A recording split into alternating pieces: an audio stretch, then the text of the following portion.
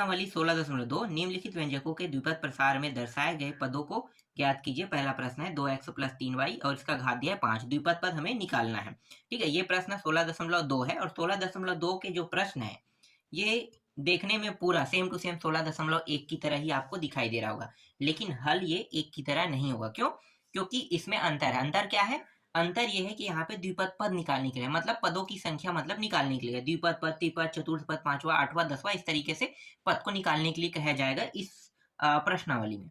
जबकि पहला प्रश्नावली में क्या निकालने के लिए कहा था? सरल कीजिए या मूल्यांकन कीजिए।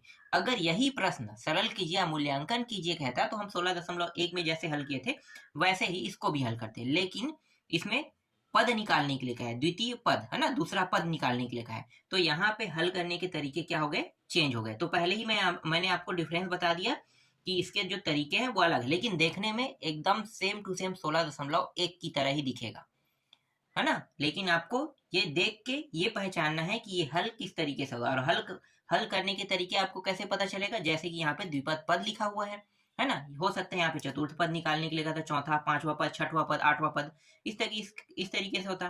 तो ये जो है 16.2 है वो थोड़ा सा अलग तरीके से हल होगा। समझ में आ गया? अगर यहाँ पे सरल कीजिए या मूल्यांकन कीजिए कहते तब हम क्या करते? 16.1 की तरह हल करते हैं। ठीक है, पर देखने में प्रश्न एकदम सेम टू सेम है, ये भी बात आपको ध्यान में रखना है। ठीक है, चलो हल करते हैं पहले प्रश्न को।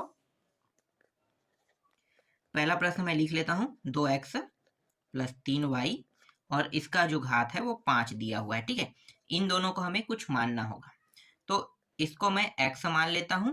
x का मान 2, 1 मिनट, ये y क्यों लिख रहा हूं मैं, 2x लिखूंगा ना, 2x और y का मान 3y और तथा ये घात जो है, घात का मान क्या है? n है ना।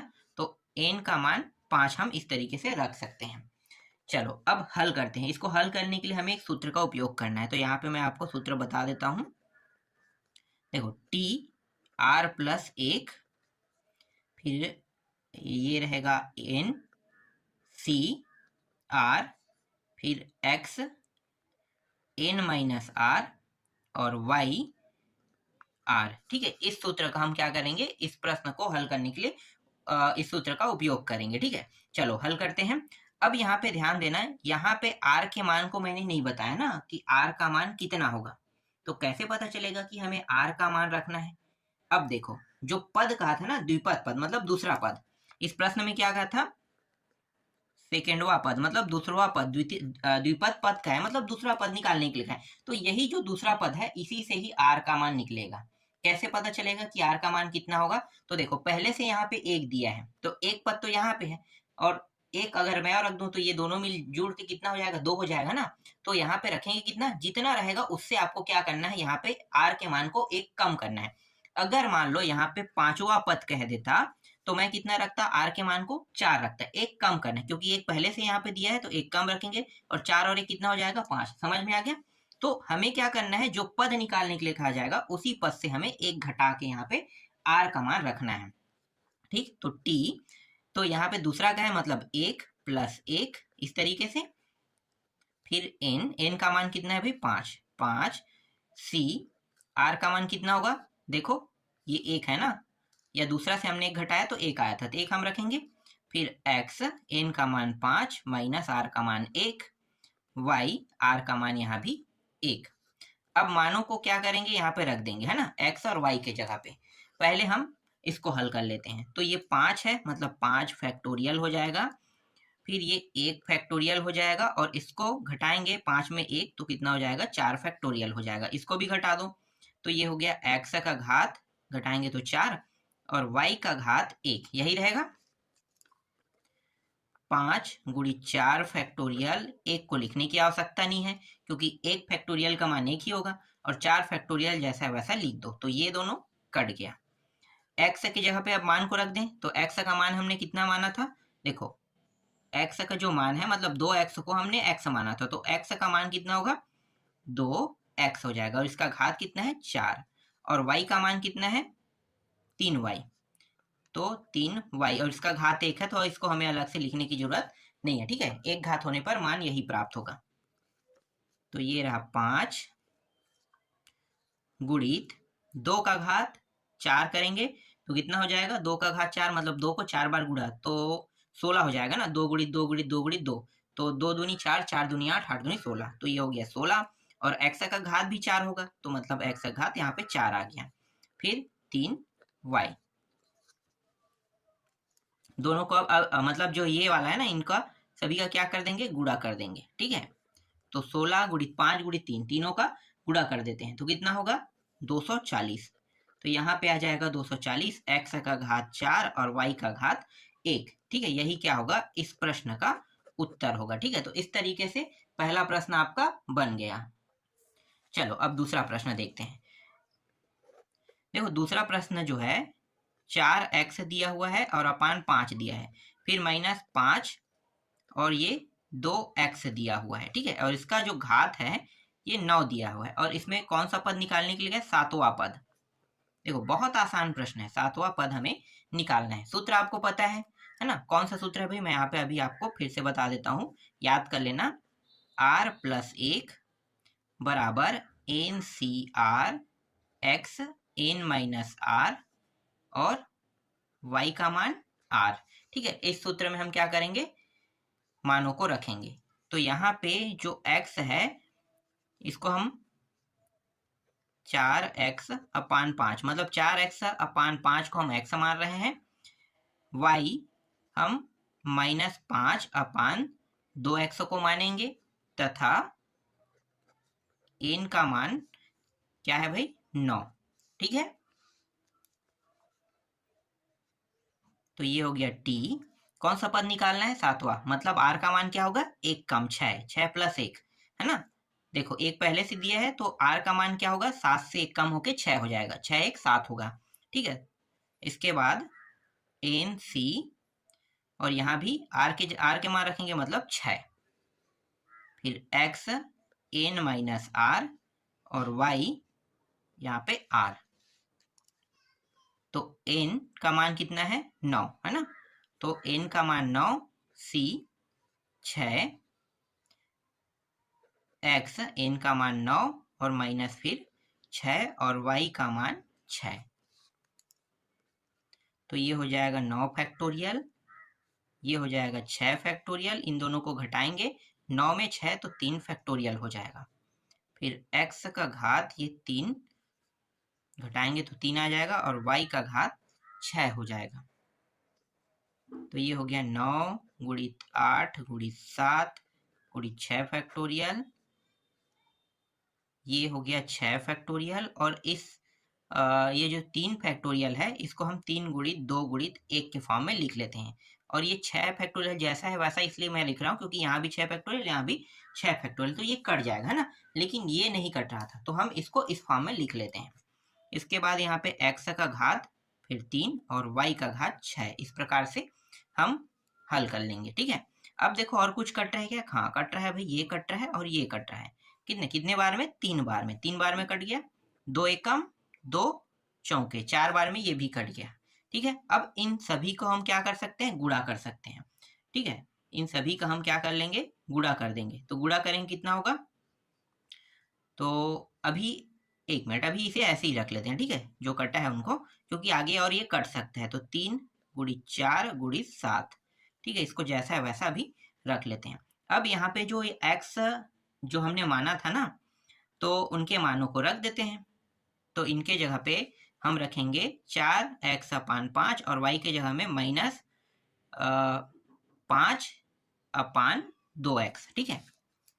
तो यहाँ पे गुणित 4x अपान 5 और इसके घात था कितना, 3 है ना, और y का मान -5 2x और इसका घात जो है वो 6 रहेगा।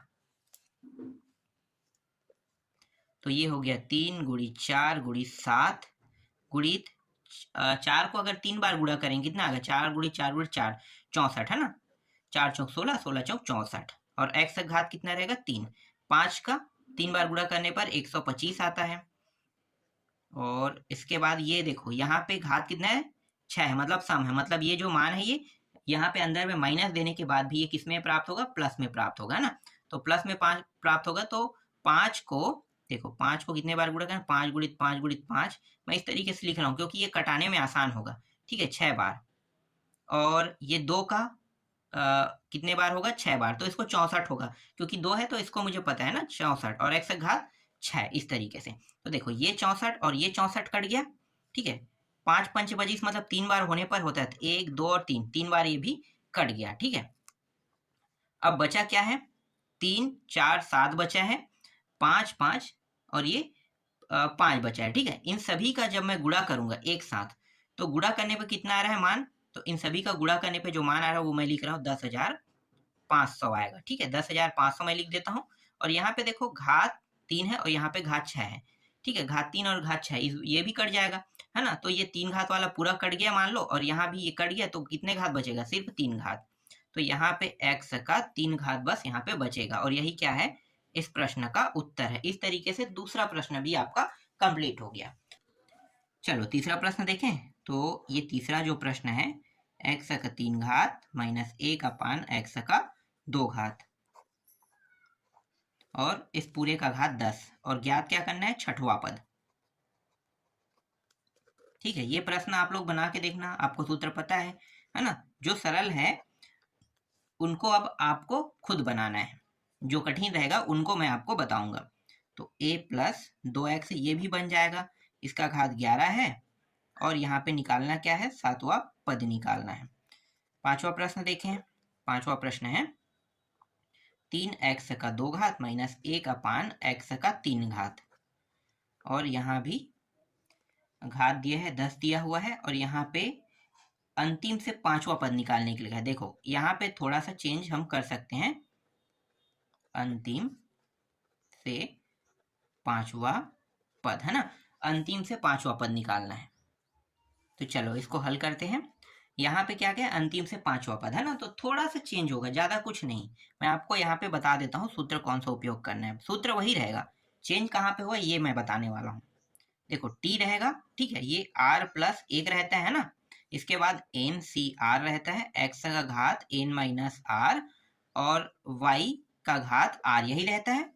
देखो ये जो t का जो यहाँ पे जो t दिया है और r प्लस 1 दिया है, तो r के मान को क्या करेंगे, अंतिम से पांचवा पद का है, अंतिम से पांचवा मतलब क्या करना है, इस बार बढ़ा के करना है, ठीक है।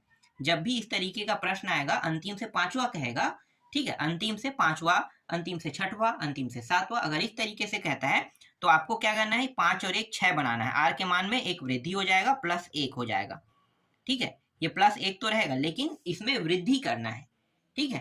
अभी मैंने इससे पहले वाले में बताया था कि उसमें वृद्धि नहीं करना था, उसमें घटाना था, कम करना था, है ना। लेकिन इसमें क्या करना है, अंतिम से पांचवा कह रहा है तो इसमें वृद्धि करना है आपको, ये बात आपको पता होना चाहिए। तो इसमें हमने वृद्धि कर दिया।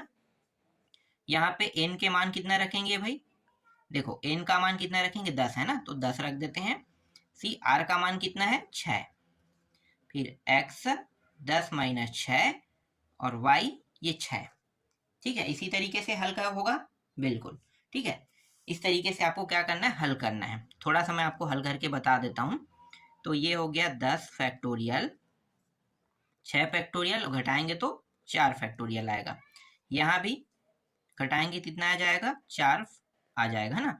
और यहाँ पे y का मान मतलब y का घात कितना है, 6 है, इस तरीके से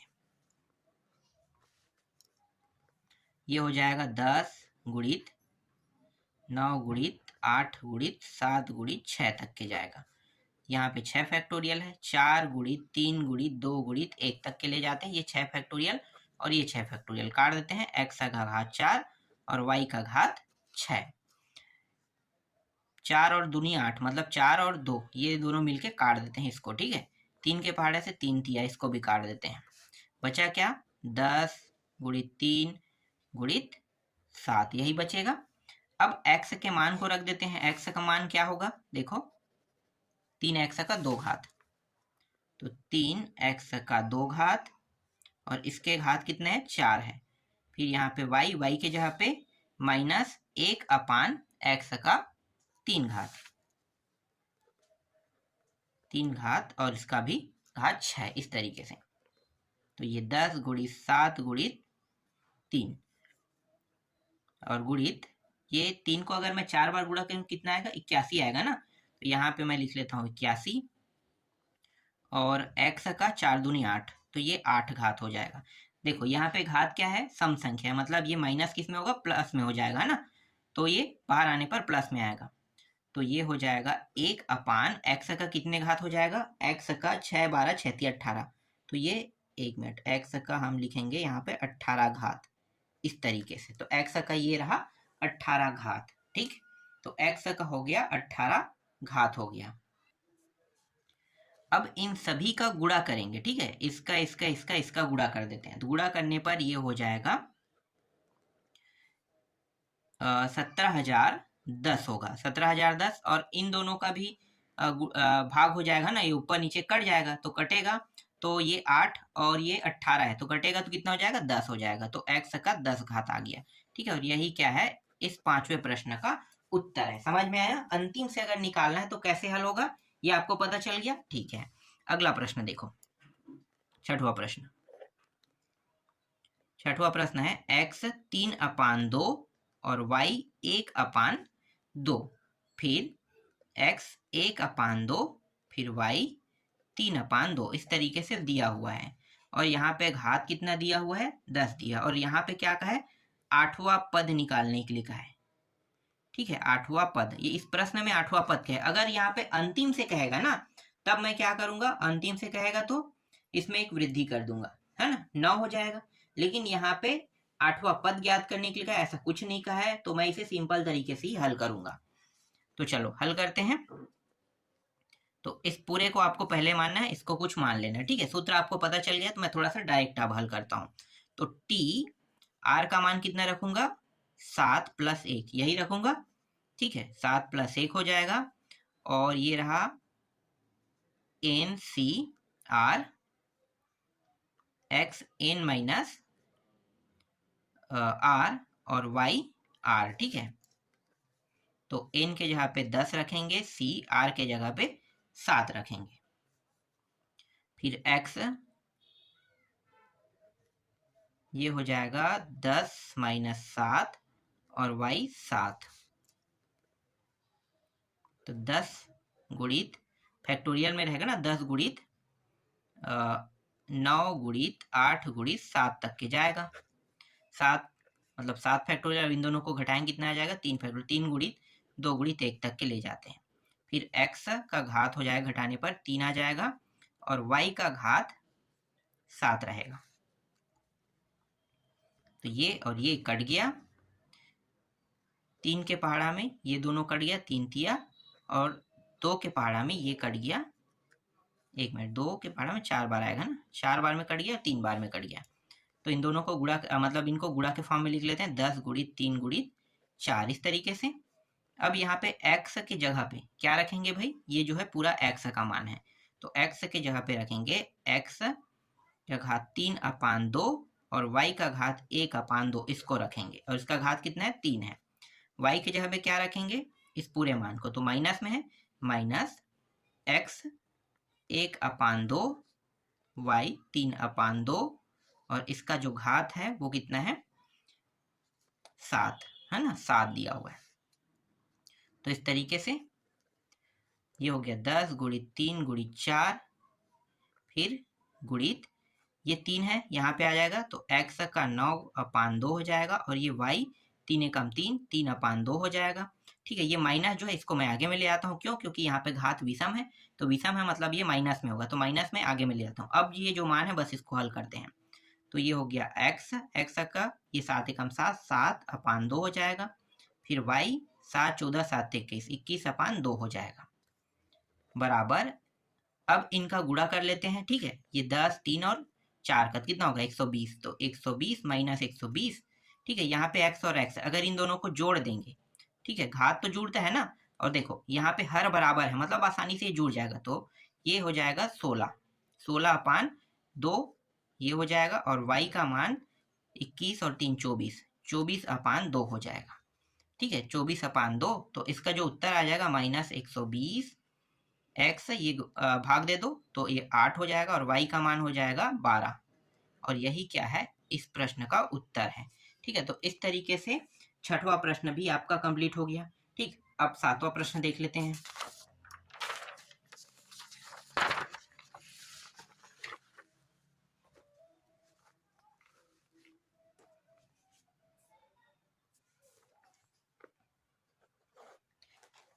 देखो सातवां प्रश्न में करना क्या है, x प्लस 2x इस तरीके से दिया है और इसका घात दिया हुआ है 9 दिया है। ठीक है, ये कैसे हल होगा? तो इस प्रश्न में क्या क्या है, चौथा पद और अंतिम पद से चौथा पद का है। देखो इस बार दो चीज है, कौन कौन सा निकालना है, चौथा पद और चौथा पद निकालना तो है, साथ ही साथ चौथा पद के साथ आपको अंतिम पद से चौथा पद निकालना है। ठीक है, अंतिम पद से चौथा पद ये ज्ञात करना है। तो इसके दो हल होंगे। ठीक है, पहले हमें चौथा पद निकालना है और चौथा पद निकालने के बाद हमें अंतिम पद से भी चौथा पद निकालना है। ठीक, चलो हल करें। तो पहले हम चौथा पद निकाल लेते हैं। तो एक मिनट, चौथा पद है ना, इसके लिए पहले हल करते हैं, अभी अंतिम वाले के लिए हल नहीं कर रहे हैं। ठीक, देखो कैसे हल होगा, तो मैं फटाफट हल करता हूँ। टी, ठीक है, टी का मान कितना होगा, चौथा पद कह रहा है मतलब 3 और 1 यही होगा, 3 प्लस 1। ठीक, और ये N C R X N और ये आर और ये वाई आर। ठीक,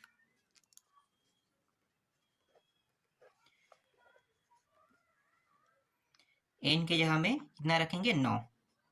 तो 9 सी आर के जगह में कितना रखेंगे, 3 यहाँ पे है ना, 3, इससे एक घटाना होता है तो 3 रहेगा। आर का मान, एक्स का मान 9 में 3 घटाएंगे, डायरेक्ट मैं यहाँ पे इनको घटा के रख रहा हूँ। ठीक है, तो कितना आ जाएगा, 6 आ जाएगा। और वाई का मान कितना रहेगा, 3 रहेगा। तो ये हो जाएगा 9 गुणित 8 गुणित 7 गुणित 6 तक के ले जाते हैं, 6 फैक्टोरियल तक के, क्योंकि ये जो रहेगा ये 3 फैक्टोरियल मतलब 3 गुणित 2 गुणित 1 रहेगा। ठीक है, जब इन दोनों को घटाएं कितना आ जाएगा, 6 फैक्टोरियल आ जाएगा, तो ये दोनों कट जाएगा। ठीक है, इस तरीके से हमने इसको काट दिया। अब यहाँ पे x का 6 घात है तो x का मान क्या रहेगा, देखो x का मान यहाँ पे x है मतलब x बस रहेगा ना, तो ये x के 6 घात रहेगा। लेकिन y का जो मान है ये 2/x दिया हुआ है, तो इसको हम रखेंगे 2/x और इसका घात कितना है, इसका घात 6 है। देखो जो जो कटे उसको कटा दो, ये 3 तिया 2 चौके कट गया, तो 4 गुणित 3 गुणित 7 और ये x का 6 घात, 2 का 6 घात, 2 का 6 घात कितना होता है भाई, 2 का 6 घात होता है, एक मिनट, 2 का 6 घात, 2 दूनी 4, 4 दूनी 8, 8 दूनी 16, 16 32, 32 दूनी 64, 64 होगा, है ना। तो ये 64 हो गया और ये x का कितने घात, 6 घात। ठीक है, यहाँ भी x का कितने घात आ गया, 6 घात आ गया। 6 घात नहीं, यहाँ पे मैं कुछ गलत है, हाँ यहाँ पे देखो गलती ये रहा। ठीक है, घातों में गलती हो गया था, ये गलत है, तो ये 8 होगा। ठीक है, ये 3 घात होगा, यहाँ पे देखो थोड़ा सा गलत हो गया था, चलो सुधार दिया मैंने। अब ये 8, 4, 3 और 7 इन सभी को गुणा कर देते हैं।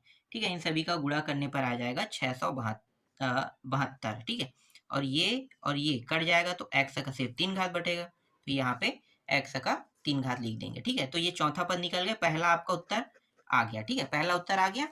अब क्या करना है, अंतिम से चौथा निकालना है। जब हम अंतिम से चौथा निकालेंगे तो इसको कैसे बनाएंगे, ठीक है,